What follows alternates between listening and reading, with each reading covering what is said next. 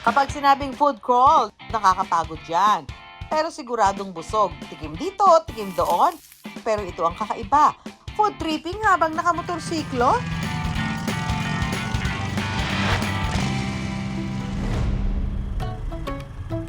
Uso sa Vietnam ang motorcycle food tour kung saan sakay ng motorsiklo, dinadala ang mga turista sa iba't ibang food destinations. Ang ganitong paandar na negosyo, pinaarangkada na rin ni Ria sa Metro Manila. Actually, prominent siya sa Vietnam. Madaming motorcycle food tour. And I did this food tour called EXO Food Tour after I did my motorcycle adventure in Ha Giang. Nirecommend sa akin ng isang traveler. And sobrang nagustuhan ko yung experience. Ito yung experience na nag-connect talaga sa akin dun sa kultura ng mga Vietnamese and at the same time, to get to know more about how the city moves. Ito raw ang kauna-unahang motorcycle food tour sa bansa na sinimulan ni Ria sa Makati. So I was with my motorbike going around here in Makati, different areas, Chino Roces, dito sa Legazpi, in Olympia, Poblacion, and then I tried the food. And then being a chef, of course, I have a certain standard for certain things. Nang maayos ni Ria ang mga permit na kailangan sa kanyang negosyo tulad ng business at tour permit, sunod siyang nakipag-partner sa isang motorcycle group. Sinigurado raw ni Ria na ang mga makakasama niyang rider well-trained at di pasaway sa kalsada. All of our riders are either MMDA certified or Ride Academy certified.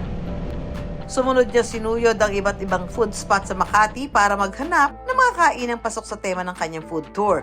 Kumain ako sa sobrang daming restaurants, not just restaurants, local eateries also. Studying kung maganda siya na place, okay ba yung service, does it emulate Filipino culture, and at the same time, safe, secured ba yung area. I heard that it's the first motorcycle tour. So we would definitely want to be a part of one of the stops so that we can feature our food to more people. Nang makumpleto ni Ria ang kanyang motorcycle food tour destination list, pinaandar na niya ang negosyo sa puhunang 50,000 pesos. Gamit ang iba't ibang online platforms, nagsimula nang mag-promote si Ria. Ang food crawl na ito, dinisenyo para sa mga gusto ng kakaibang food tripping experience. Mas napapakita niya yung food culture dito sa Makati, which is intentional, curated, and mahilig kasi kami dito mag-reinvent ng Filipino food. Sa kanilang social media accounts, pwedeng mag-book ng tour. 4,200 pesos ang kanilang signature tour. Kasama na ang motorcycle ride service, 4 hanggang 5 food destinations, at 8 hanggang 1 dosenang pagkain ang matitikman. Kung gusto namang magdala ng sariling motorsiklo, 3,500 pesos na lang ang tour fee. Isa sa mga destinasyong restaurant ang magsisilbing meeting point ng mga joiner o yung kasali sa tour. That's our bamboo rice. This is well crafted by our chefs. Dahil ang konsepto ng tour ay salo-salo, pinagsasaluhan ng mga joiner ang mga pagkain sa iisang hapag. Nagkakakilala ang lahat dahil sa masarap na kwentuhan. Salo is really not just about the food. It's about yung stories, connection that we build along the way. And yes, salo-salo siya sa table. Bago lumipat sa susunod na destinasyon, nagkakaroon muna ng safety briefing para sa mga joiner. If you're feeling uncomfortable, if you want to stop, please let us know by tapping the shoulder of your rider. Ready nang lumarga ang motorcycle tour sa mga susunod na food stop. Kada destinasyon may travel time na humigit kumulang 10 hanggang 15 minuto. 30 hanggang 45 minutes naman ang itinatagal ng bawat food stop. Mas upscale, hindi siya yung traditional na Filipino food. Chicharong bulaklak. Again, familiar yung flavor, pero completely different yung pagkagawa nila. This kare-kare, completely different siya kasi they blended Japanese techniques with Filipino food. Meron tayong itatry na dish called Iloco Loco rice cups. So, meron siyang longganisa and meron siyang salmon roe. Kompletong sarap ng Pinoy food sa bawat destinasyon. Isa sa mga joiner si Andrea. Natuwa raw siya sa ideya ng motorcycle food tour. Ngayon lang din kasi ako nakakita nung ganitong setup ng food tour, which is yung naka-motorcycle niya. And ayun, kaya na-curious din ako. Ako, alam ko lang mostly sa Makati is Poblacion, which is yung mga bars lang. Pero yung food scene niya is hindi ko masyado. Si Pio naman, worth it daw ang kanyang binayad dahil galing pa siyang Bulacan. Gusto kong mag-explore around Makati. Kasi marami akong nakikita on the internet na maraming mga food spot, pero hindi din ako magaling sa location. Salo is really focused on guest experience. We want the guests to have fun. And of course, our utmost priority is safety.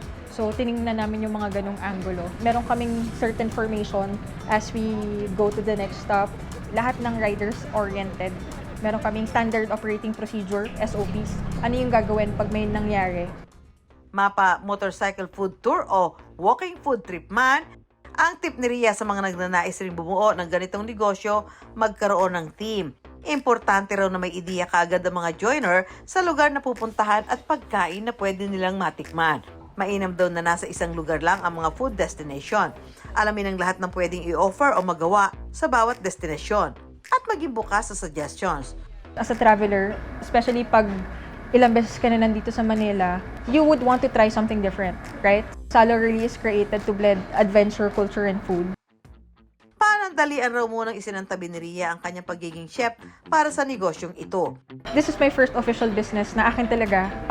Before, I opened a restaurant already with my family. Unfortunately, it didn't succeed. But of course, with any failures, you learn a lot from them. Kabado man sa simula, pero naniniwala siya na marami ang tatangkilik sa konsepto ng kanyang food tour. Talagang enjoy ang mag-food crawl, lalo na kung nakamotor dahil mas exciting at mas immersive ang tour experience. Pero bukod sa enjoyment, may mas malalim itong impact dahil kagaya ng food tour na ito ay nagbibigay kabuhayan sa mga rider. Sa panahon ngayon na patuloy ang pagtaas ng presyo ng petrolyo, malaking bagay ang ganitong oportunidad para masuportahan sila. Kaya sa bawat ride, nakakatulong din tayo sa kanilang kabuhayan at sa lokal na komunidad. Mahalaga rin daw kay Ria na mapangalagaan ang mga itinuturing niyang partner sa negosyo. We want to be accessible, and ang iniisip namin right now is yung kapakanan ng riders namin. What we're thinking about right now is fuel support for our riders more than increasing the price. Lagi namin inuuna yung tao namin before anything else. Yung riders namin, we pay them above livable wage. I know na for the 5 hours, they earn a certain amount. We give them more than that. Kada tour, kumikita si Ria ng 10 to 20,000 pesos. Depende sa dami ng joiners. Balak na raw ni Ria na mas palakihin pa ang kanyang motorcycle food tour at dalhin sa iba't ibang lugar. Lahat naman ng bagay may risk. But at the end of the day, you have to remember that you have your family with you, you have a good support system, and as long as you're working on yourself, on becoming better, and okay yung intention mo, I think wala namang mawawala. Food trip na road trip pa ang biyahe ng motorsiklong pwedeng-pwedeng inegosyo.